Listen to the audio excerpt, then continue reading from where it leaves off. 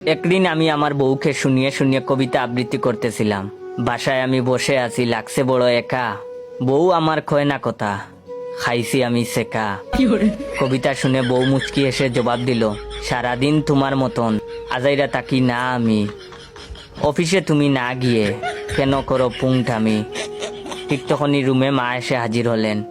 আমাদের এমন ছন্দ দেখে মা বললেন, ছেলে আমার রইছে বাসায়, করে না কেউ যতন, মুখটা তার হইছে এখন বিড়ালের মতন। আব্বা বারান্দায় বসে পেপার পড়ছেন। আমাদের এমন ছন্দ শুনে হাসতে লাগলেন। আম্মার আগেই ভাব নিয়ে বলল, মনে পড়ে সেই কথা, চুবাইলাম তোমায় বিলে, তখন কিন্তু তুমি আশিকের মতন ছিলে।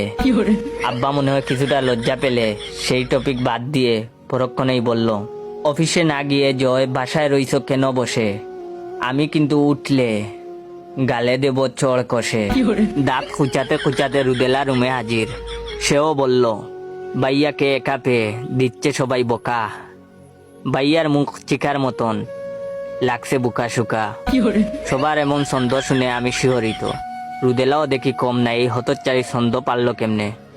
একটু পর আবার রুমে ছোট ভাই হৃদয় হাজির। সেও বলল, ভাইয়া তুমি রাগ করে বাসা থেকে যাও চলে, সেই খুশিতে লাফালাফি করব উঠে আব্বার কুলে। আব্বা ব্রু কুচকে তাকিয়ে বলল, ফাজলামু তুই করবি না, এইখান থেকে সর, নইলে তোর গালে মারবো একটা চড়। আমাদের সবাইকে অবাক করে ডিগবাজি দিয়ে রুমে আমার ফ্রেন্ড রিয়াদ হাজির। সে এসেই আমার পেটে গুতা মারল। তারপর বলল, সবাই এত বক্সে তোরে, লজ্জায় যা মরে, সেই সুযোগে 40 খেয়ে ঘুরবো গুড়ায় চড়ে।